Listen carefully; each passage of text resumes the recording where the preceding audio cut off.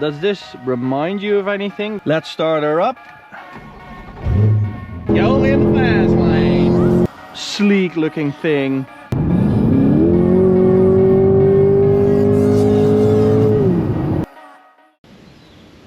What's up, ladies and gentlemen, and welcome to this POV review by Autobahn. My name is Martin, and today I'm taking a look, well, yet another look at the Corvette C8 Stingray.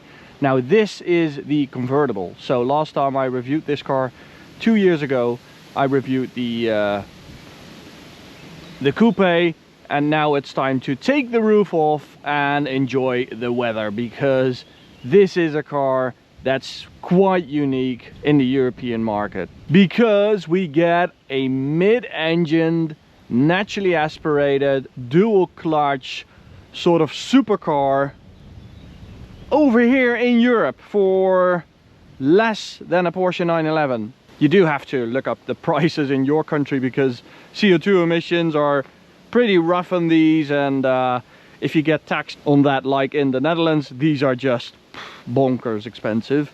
But over here in Germany and Belgium, for instance, they are quite affordable for what you get, which has always been the American recipe, in my opinion. And of course it's totally different than the 7 previous generations of Corvette that we've had, because they went mid-engined. You cannot see the actual thing because we have the convertible, but with the coupe you can actually see the engine that's in here. It's a 6.2 liter V8, 482 horsepower, 630 newton meters of torque, 0 to 100 in 3.5 seconds at a top speed of 295. And it sits really low, and you can really feel the mid-engined experience in this. So it has a 40-60 weight distribution, so 40 in the front, 60 in the rear. And Corvette say that's better than the 50-50 weight ratio that other manufacturers tend to aim for. So we also have the Z51 performance package on this, which is standard on all European models. So they are upgrade brakes, upgrade wheels, upgrade tires. You also get a heavy duty cooling system, a different final drive ratio, and a limited slip diff on the rear axle. Now we have a 245 section front tire and a 19-inch wheel, Michelin Pilot Sport 4S's. These are the optional performance tires, of course. And in the rear we have a 305/20. So that's a lot of rubber. And we have a naturally aspirated V8 to try and break traction of that 305 section rear tire. Also included in the Z51 performance package is this rear spoiler and the front splitter right there. And I have to say, the whole mid-engine recipe, I'm still struggling with it, because I want my Corvette to be a big fat transaxle manual rear-wheel drive engine in the front, sleek looking thing with 4 exhausts that sit in the center. To me, that's what a Corvette is about. But I do have to compliment them for making quite a practical mid-engined sports car. Let's call it a sports car. Let's throw away the supercar label, because it's just not a supercar. Of course, there's also the Z06 and the ZR1, which lead more towards that supercar label. About that practicality, this opens up. Does this remind you of anything? This zigzaggy pattern right here? Looks a bit Aventador, right? And there we have space for, you know, just little stuff. Quite convenient, quite handy. But we also have space on what I call the rear deck. And this is actually quite usable. So the convertible roof has its own space right there. Let's open it up. And on the interior we get loads of Alcantara. Let me turn off the beeping, like that. Loads of physical buttons. This is quite the amount. But you do feel cocooned. You do feel like you're a pilot instead of a driver. I mean, the passenger is just right there minding his own business. You get separated because of the whole cockpit that the driver has. So that's quite cool. We have the GT2 seats in this. So you have a GT1 seat, a bit more of a comfort seat. You have the GT2 seat with this little carbon fiber thing in there. That's how you recognize it. And then there's also like a competition seat, which is even more bolstered and sporty, of course. Let's start her up.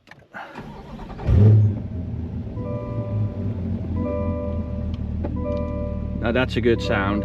Well, we do have a little less power than the Americans get, because we have 20 horsepower less, because we have more, you know, filters and catalytic converters going on.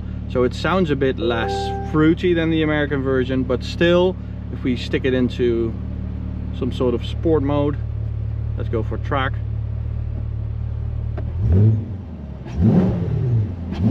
That's a nice freaking sound. You can hear the intake. And they actually have equal length intake on this. So normally we talk about equal length exhaust. This has an equal length intake. So 8 individual sort of tubes that go into the cylinders. Really cool, I think. Now, the convertible button is right here. I have to, this seems so illogical to me. If I want to open it up, I think I should pull it, but I have to push it.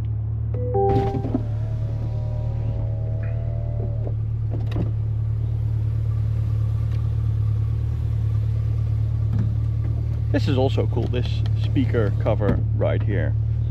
It's all quite American, and it's really sort of simple, and I actually quite like it. The whole menu structure and stuff, it's really convenient. And you know, this is it. It's CarPlay, it's audio, it's cameras. All the bullshit has gone if you compare it to all the connected drive, business lounge options you get in Mercedes and Audis and stuff like that. It's not in here. I really like that. And here you have all the climate options, ventilated seats. Yeah, it's a bit much, but it does look cool, I have to admit. And here you can toggle between the driving modes. But we also have the Z button on the steering wheel, which I guess you only get if you get the Z51 performance package. And then you can do all these adjustments for the steering, suspension. I was still talking about it. ESC, brakes, sound, engine. But let's put everything all the way up. Except for the steering, I'm going to put that in the middle setting, because I think the top setting is way too heavy. And let's enjoy this beautiful car. And I think it's beautiful not only because of the looks, because, you know, I'm not even convinced it's that beautiful in terms of looks, but I think it's beautiful because of its proposition. We get a naturally aspirated V8 with a nice dual clutch, Tremec dual clutch, really nice unit in Europe because of the Americans, and thank you for that. So we have a beautiful section right here, which I'm going to drive.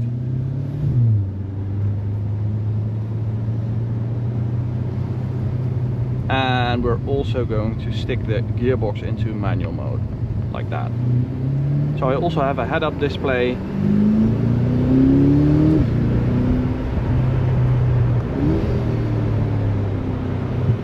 So that V8, oh, lovely. Same goes for the gearbox. It's a fantastic unit. It's really responsive, really quick to shift, quite snappy even. And I did expect that heavy American V8, 6.2 liters, so you have quite large cylinders, to be quite lazy, and that it wouldn't be able to keep up with the speed of a dual clutch in terms of rev changes. But it's actually really good at that. That really surprised me. It has a very nice sound.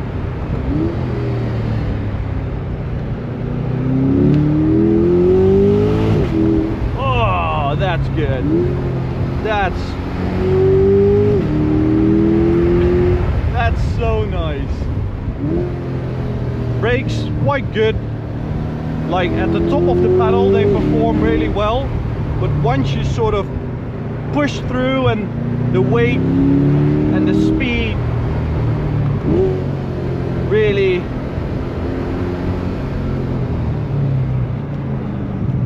do their thing, they're quite bad actually. So it's for B-road driving like this that they're quite nice, but once you hit the Autobahn they are quite not nice. Oh, but the rest of the car is fantastic, especially as a convertible, because you get more of the V8 sound. Just beautiful.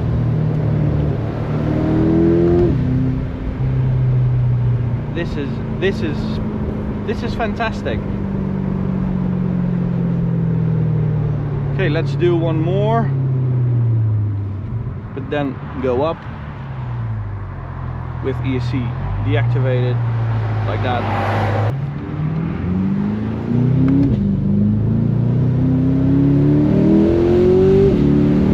Oh, that intake sound is incredible, guys. It truly is.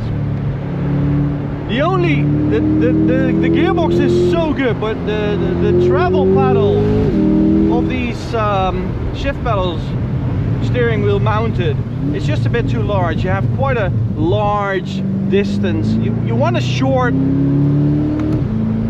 thick click when you up and down shift, but it's not really the case. I think that would be a very easy adjustment to get a better driving experience. Oh. It's not a car that wants to break traction like the old Corvettes. Because of that weight distribution, we have 60% of the weight on the rear axle, pushing down those Michelins. Have to be careful here.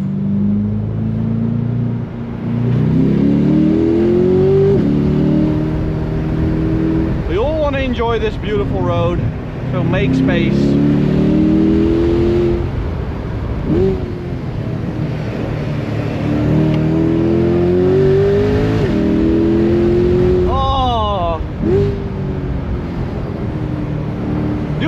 More fun in this than with a 911 Carrera S convertible? Yes. Is it better? No. But the question is, what is more important? Should it be better or should it be more fun? I think I know the answer.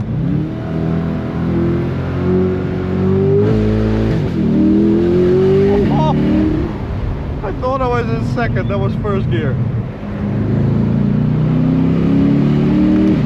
What a beautiful driving experience this is. Beautiful. This is why you should get this car.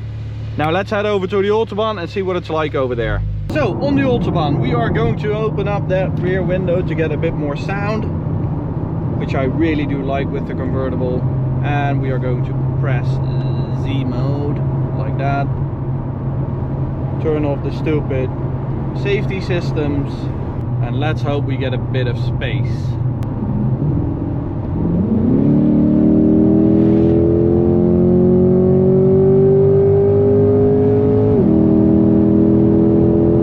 So you do feel that this is 1.7 tons, and because this is the convertible it's even heavier than that. So I haven't found the actual number, but I think it's probably close to 1.8 tons. And you do really feel it once you get over 100 kph. It feels heavy. And it's really sort of struggling to get it really going like a sports car even. Because even though we have nearly 500 horsepower, it's doing 100 to 200 in 10 seconds dead. Which is just quite disappointing, to be honest.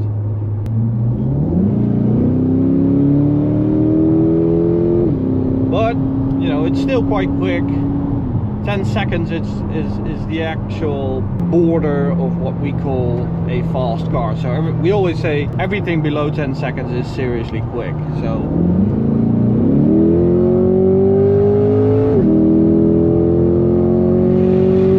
this car reminds me that, you know, it's not all about the performance. Nowadays we get all these 1000 horsepower cars.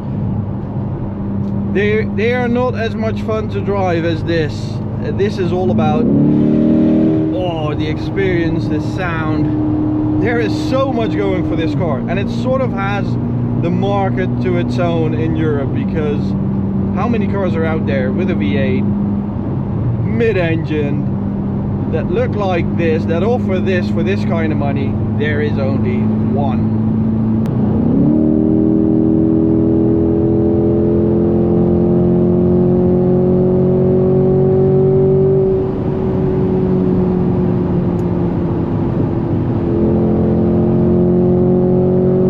By the way, I don't know if I mentioned it, but with the Z51 performance package you also get an upgrade performance exhaust. So that's why it probably sounds like this, because it's a proper sound, even though we have all these filters for the European market. It sort of reminds me of an SLS AMG with that dual clutch, the 6.2. It really has that same character. And that's saying something. I have to refer to the AMG golden days. There's no modern AMG that can match this experience, to be honest. That's quite a brutal conclusion. And the weird thing is that I always thought you would get the Corvette for the straight line performance, the bang for buck performance, horsepower, 100 to 200 times, stuff like that. But actually it's quite the opposite. With this you buy it for the driving experience, not for the performance, because I think the performance, the actual performance, is sort of disappointing.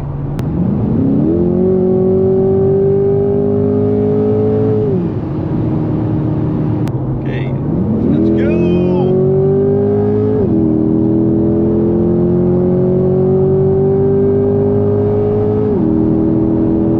Go in the fast lane.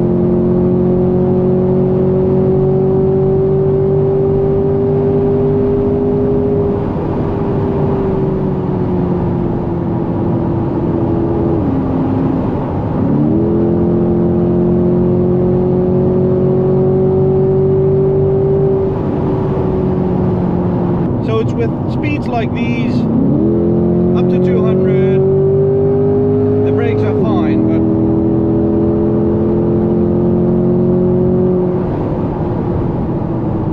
if you go 250 or even more, they really struggle.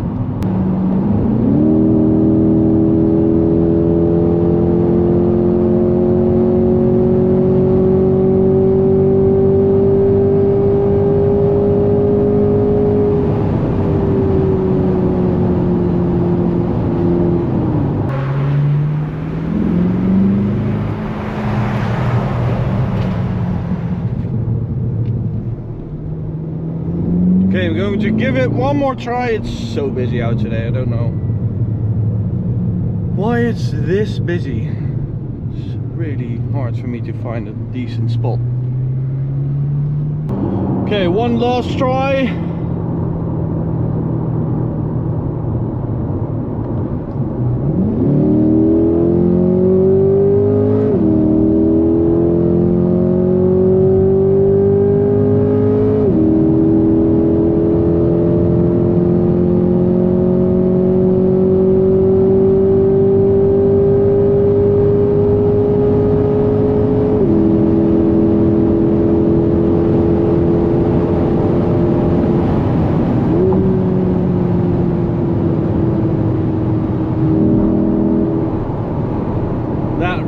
Was it.